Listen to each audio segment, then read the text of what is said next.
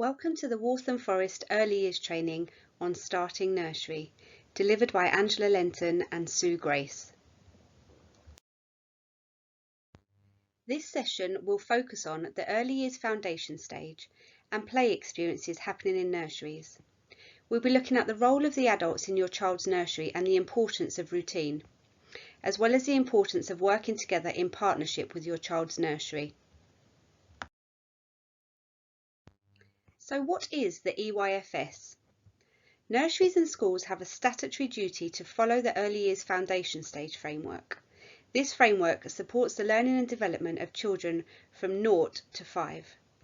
It is play-based and child-centred learning, and it considers where a child is at in both their learning and their development.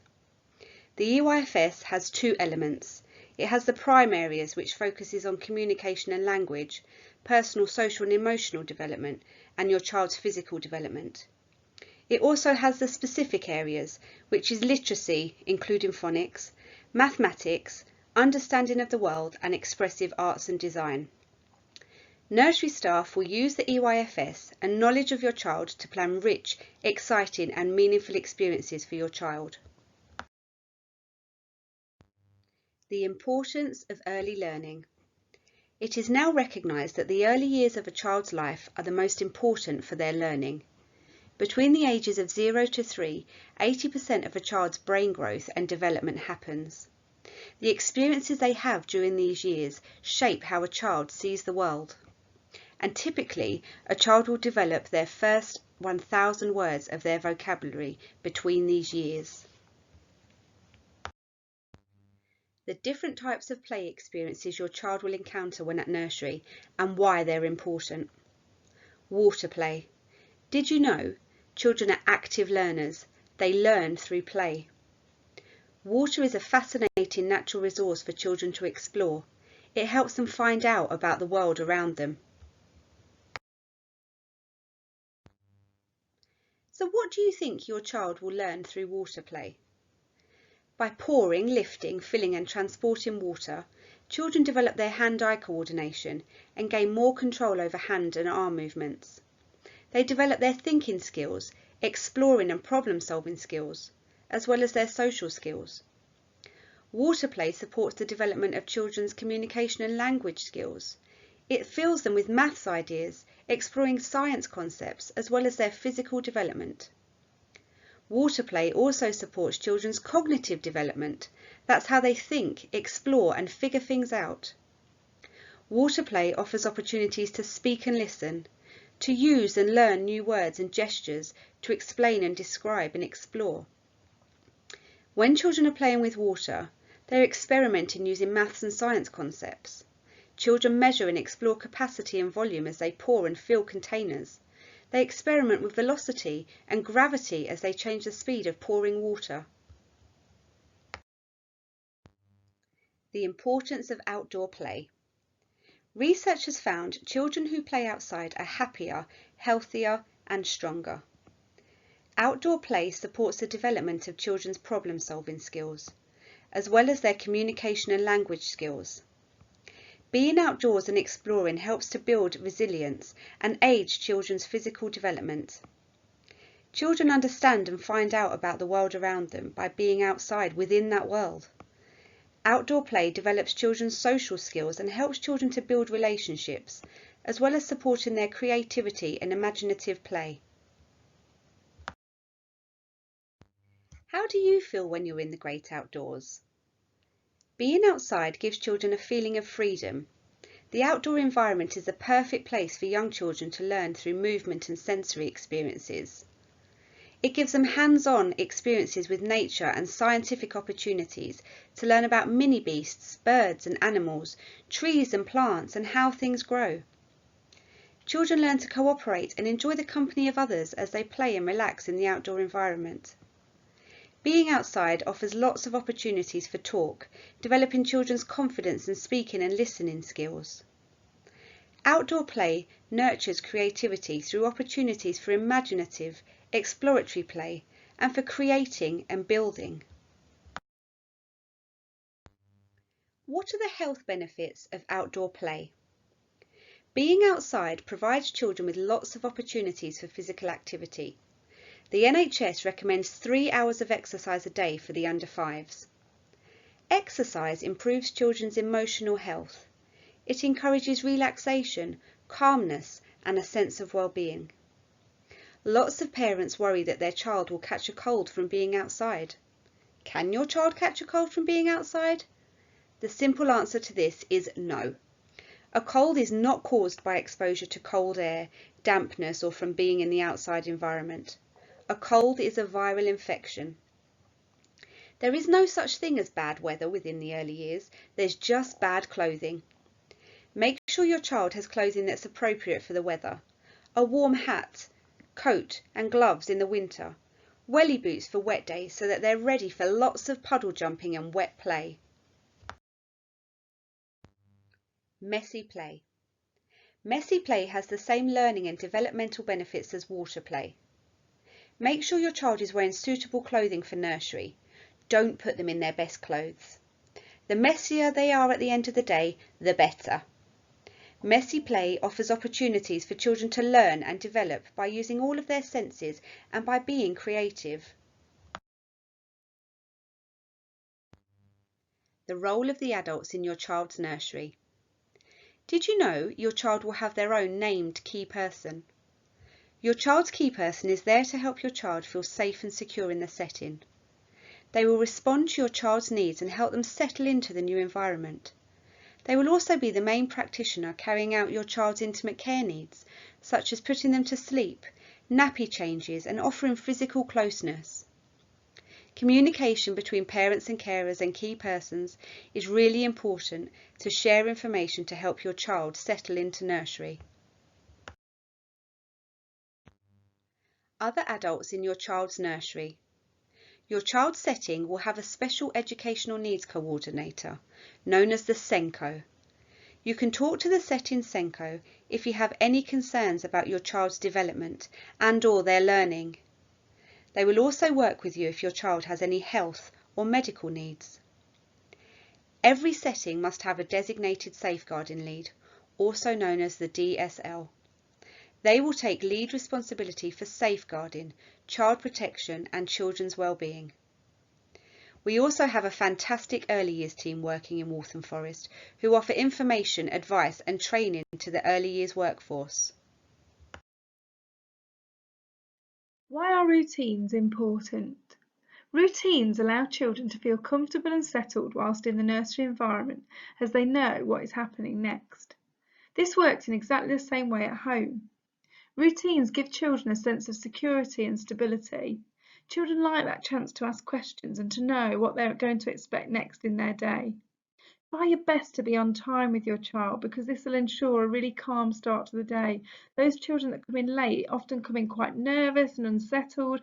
They haven't got that chance to ask questions or to speak with their friends before things start, and they don't really know what to expect next. There'll be routines around nap times. There'll be routines in terms of where your child puts their things in the mornings. They'll probably have a peg with their name on, with a set area where they put their bags and their coats. There might be some pictures of what's happening next in the day and a timetable shown so that children can really see what's coming first, what's coming next and after that. And there might be some routines around lunchtime with food choices and what to expect there, which will all help children to feel settled and calm. Children gain an understanding of everyday events and procedures and learn what is expected of them, as routines make their environment much more predictable.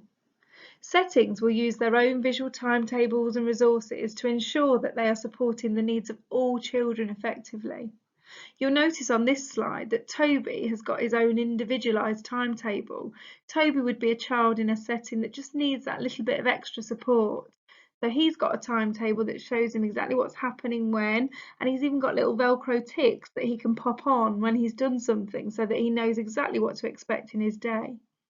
If you ever have any concerns about your child needing additional support, remember there are always key people to talk to in the nursery about this. Routine in your child's emotional well-being. Many care routines will support aspects of your child's personal, social and emotional development. Some care routines in settings will promote a child's self-efficiency and help your child in building strong relationships with both adults and other children. You'll see from the photos on this slide the sort of activities where there might be some adult involvement, but there also might be some activities that are developing your child's independence. The more you can do at home to give your child opportunities to develop their independence will really support them in their nursery setting. Working together with the nursery to support your child is key to their learning. Make sure you communicate effectively with the nursery. If there's things going on at home that might be upsetting your child or having an effect on them, it's really important to communicate that to the staff so that they can keep a closer eye on them and also give them time to talk if they need to. The nursery will be making observations of your child all of the time, maybe sending you some of those observations to comment on. Your comments are key to your child's development.